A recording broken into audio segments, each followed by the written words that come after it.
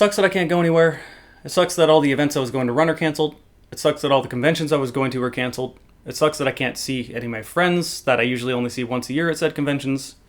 It sucks that there are no sports. At least let me route the Blazers with this hat for this one video. Stay safe and try not to go too insane.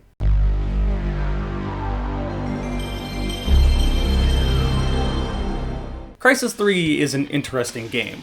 People seem to talk about it the least out of the 3 Crysis games. The conversation is usually, is Crysis 1 really the best? Is it overrated? Is Crysis 2 consoleized? Does it really suck? How good really are the two games?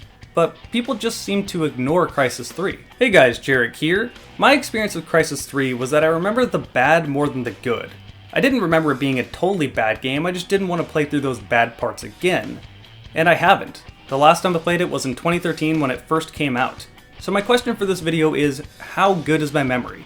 Is the game really that bad, or more accurately, are the bad parts really that bad? What I do remember out of Crysis 3 was that the game was drop dead gorgeous, and that part is still true. 7 years later, this is still one of the better looking games I've played. Crysis 3 makes a strong impression on the very first level. Being in the middle of a storm just outside of this giant dome, everything looks so stunning. And there's not even really much to look at, it's just the rain effects. When you really get to appreciate how good Crysis 3 looks is when it opens up to New York City. New York City is now being held in a dome, in control by Cell. As Psycho explains, it's humid as hell in this dome, so it's left New York City to turn into literally an urban jungle. As far as Crysis is concerned, this is great, because we all know how the CryEngine deals with the jungle. It looks gorgeous. What's funny is that all these years later, my PC actually had a little bit of a struggle maintaining 60 FPS on the max settings. Now keep in mind, I'm playing at 1440. At 1080 I'd easily be able to max all settings out, but you know, still, a 7-year-old game giving a 980 Ti a little bit of a struggle is pretty impressive. However, what I found interesting was seeing how video games have advanced since Crysis 3.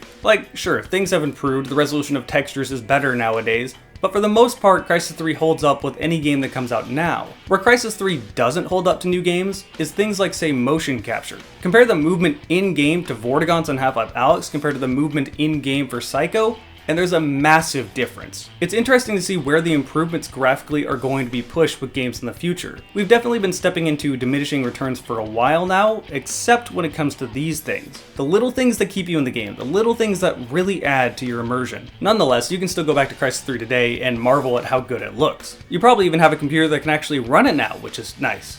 Just don't play it on consoles. The Xbox 360 and the PlayStation 3 could not handle this game well at all. I know there's going to be a few comments to say, oh, the 360 handled it fine, but no. No, it didn't. 720p, sub 720p, at below 30 FPS is not handling it fine. Anyway, game pretty. Let's talk about the plot. I'll be honest, the only thing I remembered about Crysis 3's story from when I first played it was that Psycho was annoying as hell, and there was some big evil alien I had to deal with. This doesn't bode well. If I don't remember the story, how good really can it be? And oh my god, was that assumption right. Do you hear that? That's my ranting music. The story in Crysis 3 is fucking awful. For starters, as I said, Psycho is annoying as hell. This is the part I really remembered. Psycho just being butthurt at you the entire game. But okay, let me take a step back and put it into context. As I said, the Cell organization has put New York City in a dome. In the vacuum of control anyone had over Earth at the end of Crysis 2, Cell started offering free power. You can't compete with free, then they started charging people and effectively just took over. So Cell is one of your threats. They are the military force that you need to get by. Well, you meet up with Psycho, but Psycho has been stripped of his suit by Cell. Psycho takes you to what is effectively the Rebels' home base, and you meet Claire. The one improvement I can say Crysis 3 has over Crysis 2's story is that Crysis 2's story was kind of a mess and you didn't know who anyone was. Claire and Psycho are the main people you need to deal with in Crysis 3, so you at least are able to follow the characters. The voice acting is also a lot better, but god damn if the writing isn't cheesy, so it does not help. Anyway, Psycho is basically angry at you the entire time because he doesn't have his suit, and you do. First off, that's stupid as all hell. It's just a suit, it's not like you're disabled. So as far as a gamer is concerned, you have someone acting like a prick to you the entire time for reasons that are incredibly stupid that you don't care about. They had a real chance to write something that meant anything here. Prophet is the previous lead. Prophet could have made plenty of mistakes. Psycho could be angry about that, but no, he's angry that you have a suit and he doesn't. And my god, will he never shut the fuck up about it. Those guns will rip you apart. So now you get the picture. They took my nanosuit, Prophet. I'm human! No. Piss off. Listen, there's not a single day goes by where I don't wish I was you. Even with all that God knows what hardware, wetware, self-mutation bullshit going on under that skin of yours, I'd take it. You might as well be a fucking machine because you sure as hell ain't no human being anymore. I mean, you never were much good at it to begin with, but Jesus Christ, look at you now! And what the fuck am I supposed to do about it, eh? I'm Michael Sykes. I'm just a human prophet. He's acting like a child that got his favorite toy taken away. Psycho is also incredibly defensive. Nothing is his fault, everything is everyone else's fault. The best analogy I can come up with is, you know that friend you've known for a very long time? That person that has chronic anxiety or chronic depression? Maybe they're starting to get too hard in alcohol, maybe they're getting into some problems with drugs, and people react to this in two different ways. Either A, they blame themselves for everything, which is not healthy, or B, they blame everyone around them and piss everyone else off and push help away from them. Psycho is that second thing. Except you never cared about him to begin with, so you'd rather just have him fucking die or anything else, you don't want to talk to him. If it sounds like I'm ranting about this too much, it's because it's actually that distracting from the game. As I said, he's constantly talking, and it makes it really hard to just enjoy the gameplay. To add on top of it, Claire is immediately a dick to you because she does not trust the suit. My name is Prophet. You don't have a name. People have names. You have a call sign and a goddamn serial number. So, you got two people being dicks to you that are both rather annoying. There's also a relationship happening between Psycho and Claire, and they try to get emotional about this plenty of times, except for I don't give a shit about either of those characters, so it's just making me look into exposition dump of some romantic bullshit. Please just let me play the game. And this is the side plot. This isn't even the main story. The main plot is about Prophet trying to stop the Ceph by merging into their hive mind. This plays out okay in theory, but they were trying way too hard. Honestly, the story in this game reminds me of some exclusive Hulu or exclusive Netflix series that bombed. I really cannot stress how bad this plot is, and the problem is it gets in the way of the game a lot. With a lot of non-skippable cutscenes, I just want to shoot some aliens. Okay, let's actually talk about shooting aliens then. The gameplay can thankfully hold this up quite a bit. But even then, the gameplay is odd, because it's almost like the first half of Crysis 3 is just a better version of Crysis 2, whereas the later half tries to recreate what Crysis 1 did, but doesn't do it very well. But for the most part, it really does just play like Crysis 2. It's a linear game similar to Crysis 2, but it doesn't feel quite as linear because the areas you're allowed to fight in are a bit bigger than Crysis 2.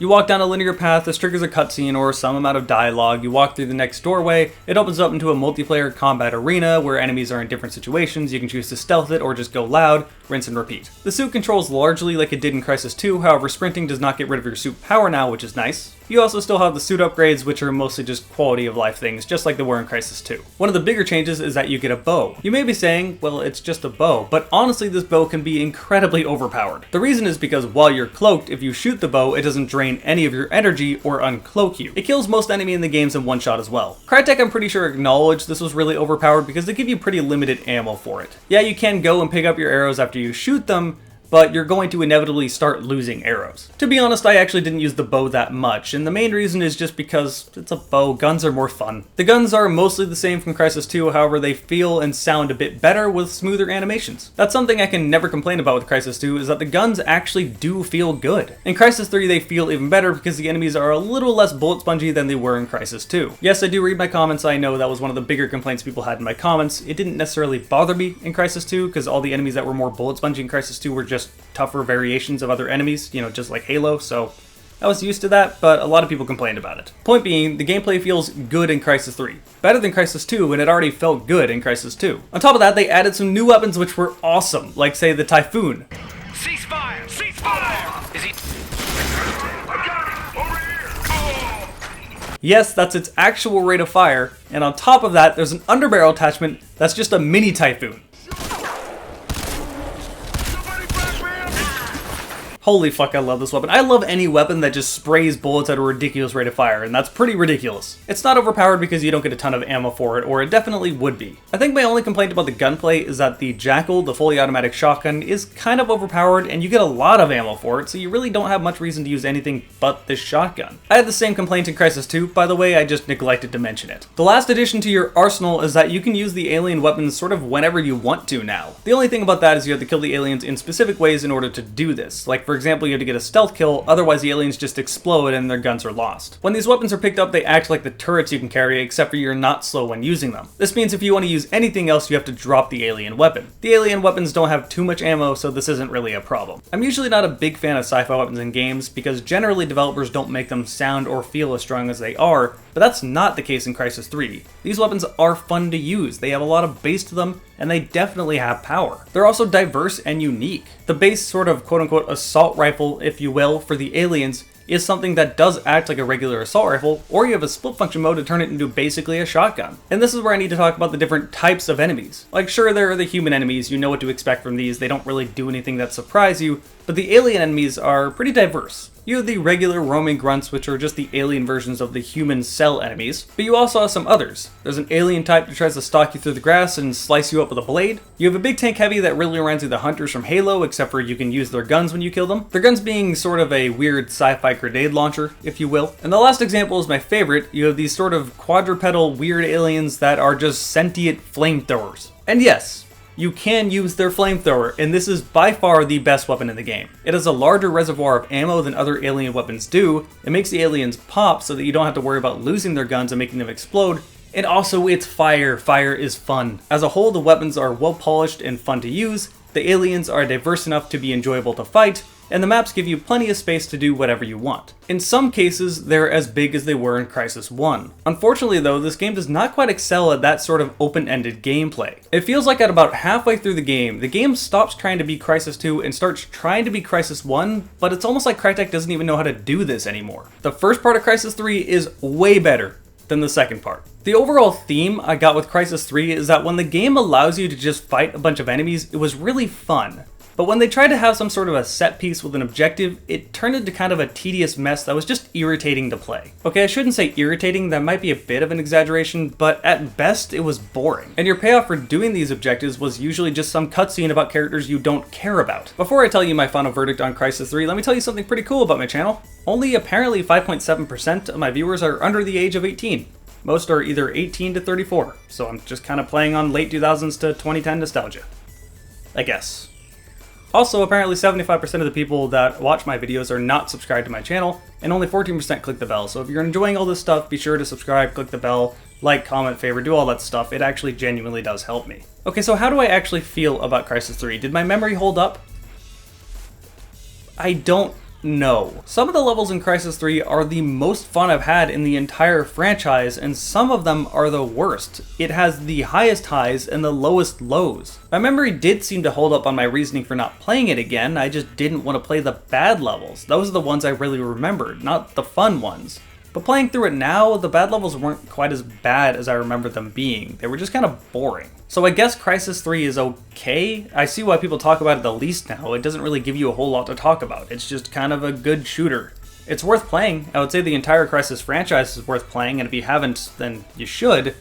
But it's not something you really should be eager or killing to do. You've got a lot of other better shooters to play before you play Crysis. But that about sums up my video on Crysis 3. I hope you guys have enjoyed it. Thanks to all of you that joined me over on Twitch. My Twitch is twitch.tv/Jared4GamingDragon. Those that subscribe over on my Twitch get to see my videos one day ahead of time. Thanks all of you for watching, and I will see you next time.